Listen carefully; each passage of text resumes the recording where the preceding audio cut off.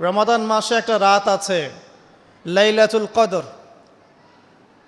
লাইলাতুল কদর 27 রমজানেই হবে জরুরি না। শেষ দশকের বিজোড় রাতগুলোর যে কোনো রাতে লাইলাতুল কদর হতে পারে।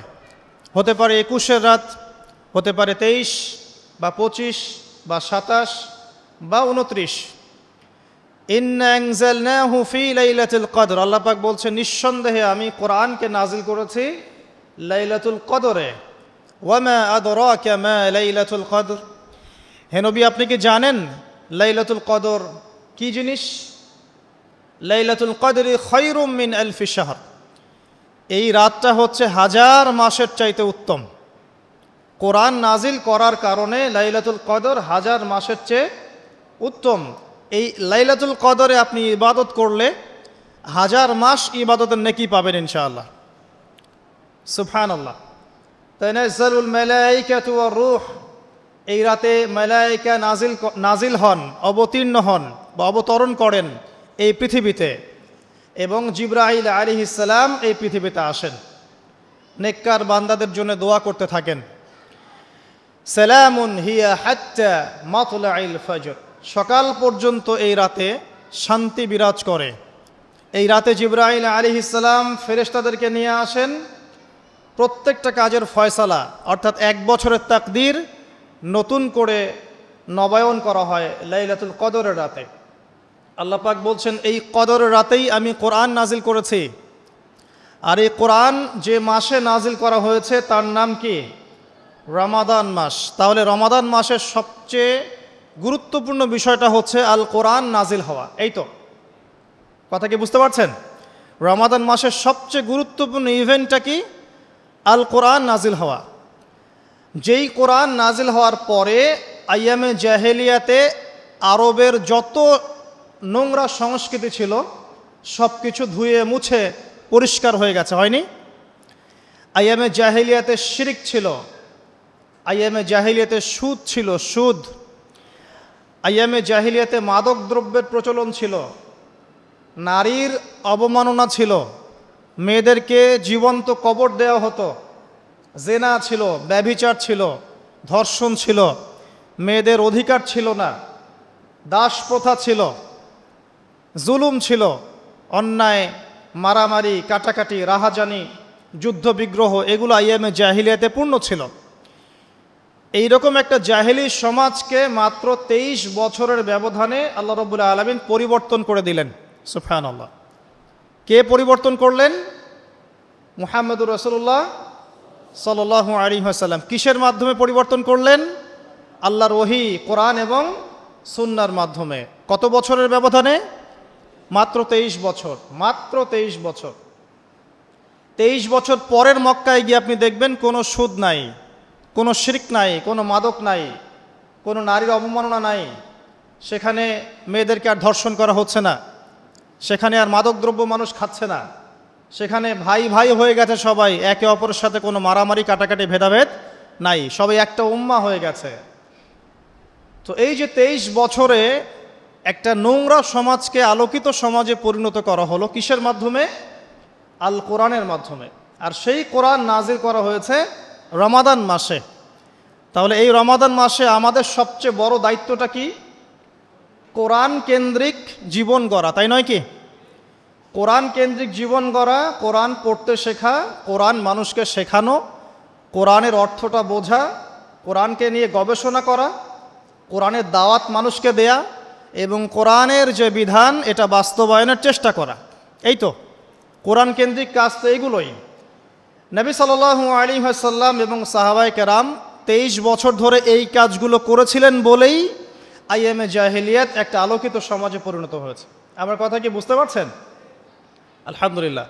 এখন আসেন খুব সরল কথা বলি যে আমরা যারা মুসলিম আছি কোরআন কেন্দ্রিক আমাদের কি কাজ করা উচিত, এই রমাদান মাসে আমরা কি করতে পারি, এবং রমজান মাস থেকে শিক্ষা নিয়ে সারা বছর এটাকে ধরে রাখতে পারি কিভাবে, এটাই মূল কথা।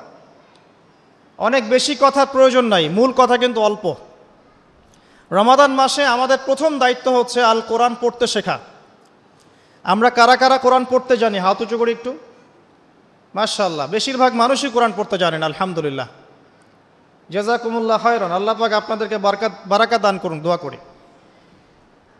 প্রথম কাজ কোরআন পড়তে শেখা।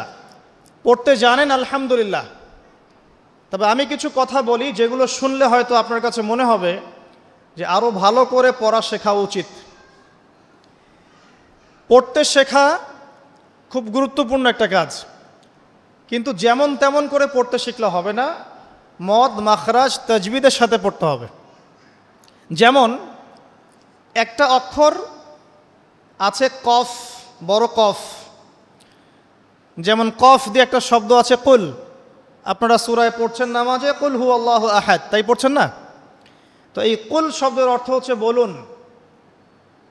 কিন্তু আপনি যদি কফ এর মাখরাজটা ভুল করেন এবং কফ না বলে আপনি ছোট কাফ পড়েন এবং কুল না পড়ে আপনি কুল পড়েন, বলেন যে কুল হু আল্লাহু আহাদ, তাহলে অর্থটা পরিবর্তন হবে। অর্থ দাঁড়াবে খাও আল্লাহ এক এবং অদ্বিতীয়। আমি কি বুঝাতে পারছি?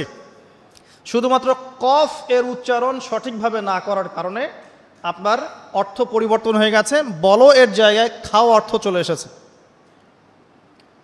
আপনি পড়ছেন আল্লাহু আকবার, আলহামদুলিল্লাহ রব্বিল আলামিন, এই তো আপনি পড়ছেন আলহামদুলিল্লাহ। শব্দটা কি? আলহামদুলিল্লাহ। এই হা এর মাখরাজ কোথায়? হা এর মাখরাজ কোথায় বলেন একজন? কণ্ঠনালীর মাঝখান থেকে। এখান থেকে আপনি উচ্চারণ করছেন আলহামদুলিল্লাহ রব্বিল আলামিন। অর্থ দাঁড়াচ্ছে সমস্ত প্রশংসা জগৎসমূহের রব আল্লাহর জন্যে, ঠিক আছে? কিন্তু আপনি এই হায়ে হুত্তির জায়গায় যদি হায়ে হাওয়াস পড়েন, যার মাখরাজ অন্য জায়গা থেকে, আপনি পড়ছেন ফর এক্সাম্পল আলহামদুলিল্লাহ রব্বিল আলামিন, যেমনটা অনেকেই পড়ে থাকে। কেমন আছেন? আলহামদুলিল্লাহ ভালো আছে, তাই না? কেমন আছেন? আলহামদুলিল্লাহ ভালো আছে। তো আলহামদুলিল্লাহ না বলে সে বলেছে আলহামদুলিল্লাহ। তো যে হায়ের উচ্চারণ পরিবর্তন হয়ে গেছে, এই কারণে অর্থ পরিবর্তন হয়ে দাঁড়াবে যে সমস্ত নিন্দা আল্লাহর জন্যে, যিনি জগৎসমূহের রব। আমার কথা কি বুঝতে পারছেন? শুধু হা এর মাখরাজ ভুল হওয়ার কারণে এই সমস্যা হলো। তাই যারা পড়তে শিখেছি আরও ভালো করে পড়তে শিখি, মদের সাথে, মাখরাজের সাথে, তাজবিদের সাথে সমস্ত নিয়মকানুনগুলো আবার চর্চা করি, যাতে আপনার তিলাওয়াতটা 100% বিশুদ্ধ হয়। আল্লাহ পাক তৌফিক দান করুন। ফর এক্সাম্পল একটা উদাহরণ দিচ্ছি, আলিফ লাম মিম, সূরা বাকারার প্রথমে আছে না আলিফ লাম মিম? এই আলিফ লাম মিমের অর্থ আছে, কিন্তু আল্লাহ ছাড়া এই অর্থ কেউ জানেন না। এর অর্থ আমরা করতে পারবো না, কিন্তু অর্থ আছে। যালিকাল কিতাব লা রাইবা ফিহ, এটা এমন একটা কিতাব যে কিতাবের মধ্যে কোনো সন্দেহ নাই, কোনো সন্দেহ নাই। এই যে নাই এর অর্থটা হচ্ছে লা, মানে নাই। লা রাইবা, কোনো সন্দেহ নাই। রয়ব মানে সন্দেহ, লা মানে না। লা রাইবা, কোনো সন্দেহ নাই, ফিহি এর মধ্যে, মানে এই কিতাবের মধ্যে। এখানে লায়ের উপর কি মদ আছে? লায়ের উপরে কি মদ আছে না? লাকে টানতে হবে না? কি বলেন? লাকে টানতে হবে না? লাকে টানতে হবে। লা রাইবা ফি, লাকে টানতে হবে। এই যে বলি আমরা লা ইলাহা, লাই টান নাই? লা ইলাহা, লাই টান আছে না? আছে। ইল্লাল্লাহ, কোনো ইলাহ নেই আল্লাহ ছাড়া। তো এই যে আপনি পড়ছেন লা রাইবা ফি, ঠিক আছে, কিন্তু আপনি যদি মদটাকে ভুল করেন এবং আপনি পড়েন যালিকাল কিতাব লা রাইবা ফি, লায়ে কি করেন নাই? মদ করেন নাই, লাই আপনি টানেন নাই, কিন্তু পড়েছেন যালিকাল কিতাব লা রাইবা ফি। অর্থ কি হবে? অর্থ হবে এটা এমন একটা কিতাব যে কিতাবে অবশ্যই সন্দেহ আছে। আমি মনে হয় বুঝাতে পারছি না। তখন অর্থ দাঁড়াবে এমন যে এটা এমন একটা কিতাব যেই কিতাবে অবশ্যই সন্দেহ আছে। যদি আপনি লায়ে টান না দেন তাহলে অর্থ পরিবর্তন হবে। আপনি পড়ছেন কুল ইয়া আইয়ুহাল কাফিরুন, বলুন হে কাফেররা, লা আ'বুদু, আমি ইবাদত করি না, মা তা'বুদুন, যার ইবাদত তোমরা করো বা তোমরা করছো। তো এখানেও লায়ের মধ্যে মদ আছে, লা আ'বুদু মা তা'বুদুন। কিন্তু আপনি যদি মদ না করেন, যদি পড়েন কুল ইয়া আইয়ুহাল কাফিরুন লা আ'বুদু মা তা'বুদুন। অর্থ কি হবে? বলুন হে কাফেররা, বলুন হে নবী, হে কাফেররা, আমি অবশ্যই তার ইবাদত করি যার ইবাদত তোমরা করো। নাউযুবিল্লাহ। আমি কি বুঝাতে পারছি ভাই? অক্ষরের পরিবর্তনের কারণে, উচ্চারণের পার্থক্যের কারণে, টান কম বেশি হওয়ার কারণে কোরআনের অর্থ ঈমান থেকে কুফরির দিকে যেতে পারে। কথা কি বুঝতে পারছেন? অতএব যারা কোরআন তেলাওয়াত করা শিখেছেন আবারও শেখেন, শেখার কোনো শেষ নাই। যদি এখন আমি কোরআন তেলাওয়াত আপনাদেরকে ধরি, দেখা যাবে অনেকের তেলাওয়াত ভুল পাওয়া যাবে, পাওয়া যাবে না? অতএব এই রমজান মাসটাকে কাজে লাগান, রমজান মাসে কোরআন তেলাওয়াত করা শেখেন। ইমাম সাহেবের কাছে শেখেন, মুয়াজ্জিন সাহেবের কাছে শেখেন, আলেমের কাছে আসেন, মাদ্রাসায় যান। যদি এগুলো সুযোগ না থাকে, অনলাইনে অনেক কোর্স করানো হচ্ছে, অনলাইনে কোর্স করেন। সবচেয়ে ভালো হয় মাদ্রাসায় গিয়ে পড়লে। যদি মাদ্রাসায় পড়তে না পারেন, অনলাইন অফলাইনে কোর্সের মাধ্যমে শিখেন। আপনাকে শিখতে হবে, যে কোনো নিয়মে হোক শিখতে হবে। নুরানি পদ্ধতি বলেন, বৈজ্ঞানিক পদ্ধতি বলেন, যে নিয়মেই বলেন, আপনাকে বিশুদ্ধ করে শিখতে হবে। এবার শিখে ফেললে আপনি কি পাবেন? খুব সংক্ষেপে বলছি। শিখে ফেললে আপনি কোরআন তেলাওয়াত করবেন নিয়মিত। আমি পরামর্শ দেই, প্রত্যেক দিন এক পারা করে পড়েন। প্রত্যেক দিন এক পারা, তাহলে 30 দিন 30 পারা পড়া হবে। প্রত্যেক মাসে একটা করে খতম দিতে পারবেন, আপনি বছরে 12টা খতম দিতে পারবেন। যদি আপনি বিশুদ্ধ করে তেলাওয়াত করতে শেখেন, তাহলে রাসূল সাল্লাল্লাহু আলাইহি ওয়াসাল্লামের কিছু হাদিস আপনার জন্যে। নবী সাল্লাল্লাহু আলাইহি ওয়াসাল্লাম বলেছেন, ইকরাউল কোরআন, তোমরা বিশুদ্ধ করে কোরআন তেলাওয়াত করো। ফাইন্নাহু ইয়াতি ইয়াউমাল কিয়ামা শাফিআন লিআসহাবিহি, কারণ কিয়ামতের দিন কোরআন তার পাঠকের পক্ষে সুপারিশ করবে। সুবহানাল্লাহ।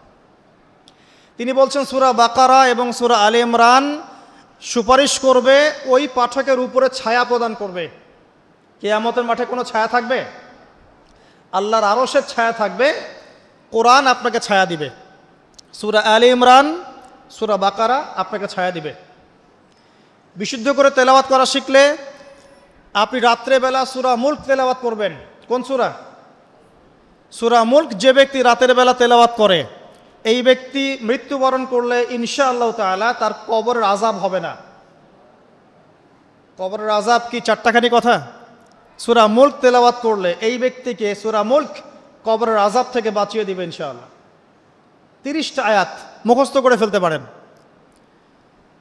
কোরআন তেলাওয়াত করা শিখলে আপনি আয়াতুল কুরসি পড়তে পারবেন। কোনটা?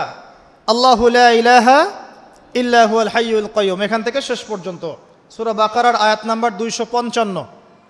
প্রত্যেক ফরজ নামাজের পর যে ব্যক্তি বিশুদ্ধ করে আয়াতুল কুরসি তেলাওয়াত করবে, মৃত্যু ছাড়া তার জান্নাতে যাওয়ার কোনো বাধা নাই। সুবহানাল্লাহ। আর ছোট্ট সূরা আছে কিছু, সূরা ফালাক, সূরা নাস, সূরা ইখলাস। সকালে 3 বার সূরা ইখলাস, 3 বার ফালাক, 3 বার নাস। বিকেলবেলা বা সন্ধ্যার পরে 3 বার সূরা ইখলাস, 3 বার ফালাক, 3 বার নাস। নবী সাল্লাল্লাহু আলাইহি ওয়াসাল্লাম বলছেন, এই ব্যক্তিকে দৃশ্য অদৃশ্যের যাবতীয় ক্ষতি থেকে বাঁচানোর দায়িত্ব আল্লাহ নিয়ে নেবেন ইনশাআল্লাহ। কোনো বিপদ আপদ বালা মুসিবত হঠাৎ করে আপনাকে আক্রমণ করবে না ইনশাআল্লাহ। এরপরে আছে সূরা বাকারার শেষের 3টা আয়াত, লিল্লাহি মা ফিস সামাওয়াতি, এখান থেকে ফানসুরনা আলাল কওমিল কাফিরিন পর্যন্ত। নবী সাল্লাল্লাহু আলাইহি ওয়াসাল্লাম বলেছেন, যে ব্যক্তি রাতের বেলা এই আয়াতগুলো তেলাওয়াত করবে, সারা রাত নফল নামাজ পড়লে যে নেকি হতো, এই 3টা আয়াত তেলাওয়াত করলে সে নেকি হয়ে যাবে ইনশাআল্লাহ। এগুলো কি চারটাখানি কথা? সূরা আলে ইমরানের শেষের 10টা আয়াত রাতের বেলা তিলাওয়াত করা সুন্নাহ, সারা রাত নফলের নেকি পাওয়া যায়।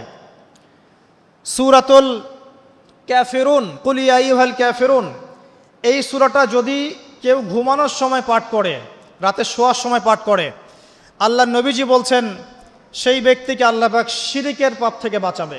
কোন পাপ? শিরকের পাপ। আর আমি অনেক লেকচারে বলেছি যে প্রতি 1000-এ 999 জন মানুষ জাহান্নামে যাবে। প্রতি 1000-এ 999 জন মানুষ জাহান্নামে যাবে।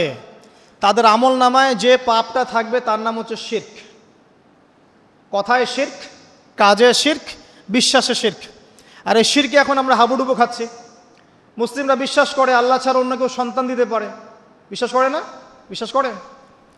মানুষ এখন বিশ্বাস করে আল্লাহ ছাড়া অন্য কেউ মহাবিশ্ব সৃষ্টি করেছে, বা মহাবিশ্ব এমনি এমনি সৃষ্টি হয়েছে বিগ ব্যাংয়ের মাধ্যমে, আল্লাহ সৃষ্টি করে নাই। মানুষ মনে করে জমিনে মানুষের বিধান চলবে, আল্লাহর বিধান জাদুঘরে থাকবে, এটা মানুষ মনে করে। মানুষ মনে করে মানুষ আল্লাহর হালালকে হারাম করতে পারে, আল্লাহর হারামকে হালালও করতে পারে। এটা মানুষের স্বাধীনতা, বাক স্বাধীনতা, ব্যক্তি স্বাধীনতা মানুষ মনে করে। মানুষ মনে করে যে আল্লাহ ছাড়া অন্য কাউকে সেজদা করা যায়, আল্লাহ ছাড়া অন্য কেউ সন্তান দিতে পারে, আল্লাহ ছাড়া অন্য কেউ ভালো মন্দের মালিক, জীবন মৃত্যুর মালিক, কল্যাণ অকল্যাণের মালিক, মানুষ এগুলো মনে করে। মানুষ এখন শিরিকে হাবুডুবু খাচ্ছে, বিশ্বাসে শিরিক করে, কথায় শিরিক করে, অথবা কাজে শিরিক করে। মুসলিমরা আল্লাহ ছাড়া অন্য কাউকে সেজদা করে না, মুসলিমরা কবরে সেজদা করে না, মাজারে সেজদা করে না, মুসলিমরা কবরকে কেন্দ্র করে তাওয়াফ করে না, মুসলিমরা হাতে সুতা বালা পড়ে না, মুসলিমরা হাতে আংটি পড়ছে এবং মনে করছে যে এই আংটি ওকে রোগ থেকে বাঁচাবে, এই সুতা ওকে রোগ থেকে বাঁচাবে। মুসলিমরা চন্দ্র সূর্য গ্রহ নক্ষত্রের কাছ থেকে কল্যাণ কামনা করে। মুসলিমরা মনে করে যে মানুষ আগামীকালকের আবহাওয়া বলতে পারে। মুসলিমরা রাশিচক্রে বিশ্বাস করে। মুসলিমরা টিয়া পাখির কথায় বিশ্বাস করে। দেখেন রাস্তার পাশে টিয়া পাখি বসে আছে, ভাগ্য গণনা করছে, এগুলো মুসলিমরা করে। শিরকের শেষ নাই। আমি একটা বইয়ের নাম বলি মাঝে মাঝেই, বইটার নাম হচ্ছে কিতাবুত তাওহীদ। কি নাম? কিতাবুত তাওহীদ। এই বইটা বাসায় কিনেন, দেখবেন শিরিক কত প্রকার, কি কি সব কিছু লেখা আছে এখানে, এবং কতভাবে আমরা শিরিক করি এটা লেখা আছে এখানে, বাঁচবেন কিভাবে সেটাও লেখা আছে। যাই হোক, সূরাতুল কাফিরুন যে ব্যক্তি শোয়ার সময় পড়বে, আল্লাহ পাক তাকে শিরিকের পাপ থেকে বাঁচিয়ে রাখবেন ইনশাআল্লাহ তাআলা। আল্লাহ পাক শিরকের একটা গোপন পাপ আছে, গোপন শিরক, রিয়া, মানুষকে দেখানোর জন্য আমল করা, লোক দেখানো আমল, এটা থেকেও আল্লাহ পাক বাঁচাবে সেই ব্যক্তিকে, যে ব্যক্তি সূরা কাফিরুন রাতের বেলা তেলাওয়াত করবে ঘুমানোর সময় ইনশাআল্লাহ তাআলা। আর অনেক সূরা আছে। কারো যদি চোখ লাগা, বদনজর, জিন ঘটিত কোনো সমস্যা হয়, সূরা জিনের প্রথম 10টা আয়াত পরে দম করে ফু দিবেন, দেখবেন ইনশাআল্লাহ রোগী ভালো হয়ে গেছে ইনশাআল্লাহ। কারো যে কোনো অসুস্থতা থাকলে চিকিৎসা করবেন, ওষুধপত্র খাবেন, সব ঠিক আছে, তার আগে সূরা ফাতিহা পড়বেন। সূরা ফাতিহা পড়ে নিজের গায়ে দম করবেন, পানিতে দম করে খাবেন, দেখবেন সূরা ফাতিহার মধ্যে শিফা আছে। সূরা ফাতিহার মধ্যে শিফা আছে। এই সূরা আরেকটা নাম হচ্ছে আয়াতুশ শিফা। এই সূরার মধ্যে শিফা আছে, আরোগ্য আছে, আর অনেক আয়াত আছে, এগুলো বলতে গেলে সময় শেষ হয়ে যাবে। প্রথম যে কাজ আমাদের, সেটা হলো আল কোরআনকে বিশুদ্ধ করে পড়তে শেখা। আমার কথা কি বুঝতে পারছেন? যারা পড়া শিখেছেন আবার পড়া শেখেন। কারণ কি আমি বললাম, আপনার অক্ষরের পার্থক্যের কারণে, মদ মাখরাজের পার্থক্যের কারণে, তাজবিদের নিয়মের ভুল ত্রুটির কারণে অর্থ পরিবর্তন হয়ে যেতে পারে। তখন সারাটা জীবন আপনি ভুল পড়ে যাবেন। আর আমি এটা আপনাকে হলফ করে বলতে পারি যে আপনি কোরআন যতটুকু তেলাওয়াত করছেন এবং নামাজে যে আরবিগুলো পড়ছেন, এগুলোর মধ্যে অনেক ভুল ভ্রান্তি আছে, আপনি জানেন না। যদি আপনি কোনো আলেমের কাছে যান, তাকে শোনান, তিনি আপনার ভুল ধরাতে পারবেন। অতএব আবার বিশুদ্ধ করে পড়া শেখেন, আল্লাহ পাক তৌফিক দান করুন। নবীজি বলেছেন সাল্লাল্লাহু আলাইহি ওয়াসাল্লাম, মান ক্বারাআ হারফাম মিন কিতাবিল্লাহি ফালাহু হাসানা। কেউ যদি একটা হরফ তেলাওয়াত করে কোরআনের, তার নেকি হবে কত নেকি? আল হাসানাতু কাআশরি আমসালিহা, এক নেকি 10 দিয়ে গুণ করা হবে। অর্থাৎ একটা হরফ তেলাওয়াত করলে 10 নেকি হবে ইনশাআল্লাহ। আলিফ লাম মিম পড়লে 10 নেকি হয় না, আলিফ লাম মিম পড়লে 30 নেকি হয়। কারণ আলিফ একটা হরফ, লাম একটা হরফ, মিম একটা হরফ। আপনি কি জানেন কোরআনে কতগুলো হরফ আছে? আল কোরআনে 600টা পৃষ্ঠা আছে। কত পৃষ্ঠা? একটা হাফেজি কোরআনে 600 পৃষ্ঠা থাকে। প্রত্যেক 20 পৃষ্ঠায় একটা করে পারা শেষ হয়। প্রত্যেকটা পৃষ্ঠার মধ্যে 15টা করে লাইন থাকে। কয়টা লাইন থাকে? 15টা লাইন থাকে। প্রত্যেকটা লাইনের মধ্যে 9টা করে গড়ে শব্দ থাকে। গড়ে 9টা করে শব্দ থাকে। এক পৃষ্ঠায় দেখবেন 134 বা 135টা শব্দ থাকবে। এখন 600কে আপনি 135 দিয়ে গুণ করলে দেখবেন আল কোরআনে 77,800টা শব্দ আছে। 77,800টা শব্দ আছে, মানে প্রায় 78,000 শব্দ আছে। এটা হলো শব্দের কথা বললাম। এই শব্দগুলো সব নতুন শব্দ নয়, এগুলো বের হয়েছে মাত্র 4 থেকে 4,500 শব্দ থেকে। মাত্র 4 থেকে 4,500 শব্দ থেকে। এই শব্দগুলো আবার 3 ভাগে ভাগ করা যায়। এক ভাগ হচ্ছে নাউন্স, নাউন্স তো বোঝেন, বিশেষ্য, যেগুলোকে আমরা ইসম বলি, যেমন আল্লাহ, মুহাম্মদ, জিবরিল, মিকাল, ইব্রাহিম, ইসমাইল, এগুলো নাউন মানে বিশেষ্য। একগুলো আছে ফেল বা ক্রিয়াপদ, যেমন না'বুদু, নাস্তাইন, নাতরুকু, ইয়ামালুন, ইয়াফআলুন ইত্যাদি। অনেকগুলো আছে ফেল মানে ক্রিয়া। এই ফেলগুলোই মূল জিনিস, এগুলো ভার্বস। এগুলো 2 ভাগে ভাগ করা যায়, ফেলে মাজি এবং ফেলে মুদারে, অতীতকাল এবং বর্তমান ভবিষ্যৎকাল। আরেকগুলো আছে হরফ বা অব্যয়, এগুলোকে আমরা ইংরেজিতে বলি প্রোনাউন্স বা প্রিপোজিশন বা কনজাংশন, ইন্টারজেকশন, এগুলো সব কিছু মিলেই হরফ। এই অল্প কিছু শব্দ থেকে কোরআনের ৭৮,০০০ শব্দ বের হয়েছে। কোরআনের যদি কেউ 400 থেকে 500টা মাজদার জানে, মাত্র 400 থেকে 500টা মাজদার, ইনশাআল্লাহ তাআলা সে কোরআনের 70% অনুবাদ করতে পারবে ইনশাআল্লাহ। কথা কি বুঝতে পারছেন? হয়তো কিছু বুঝতে পারছেন না। মাত্র 400 থেকে 500টা মাজদার, মূল ওয়ার্ড, রুট ওয়ার্ড কেউ যদি জানে, এবং এই একটা শব্দ থেকে অনেকগুলো শব্দ তৈরি করার ট্রান্সফরমেশন পদ্ধতি আছে, একটা আরবি ব্যাকরণ একটা পদ্ধতি আছে, যে একটা শব্দ থেকে আপনি অনেকগুলো শব্দ তৈরি করতে পারবেন। আরবিতে এরকম পদ্ধতি আছে। এই পদ্ধতিটা যদি সে জানে এবং এই সিনোনিমসগুলো, ভোকাবুলারিগুলো মনে রাখতে পারে, মাজদারগুলো মনে রাখতে পারে, ইসিমগুলো মনে রাখতে পারে, হরফের ব্যবহারগুলো জানে, সে ইনশাআল্লাহ তাআলা অল্প সময়ের মধ্যে 70% কোরআনের অনুবাদ করতে পারবে ইনশাআল্লাহ।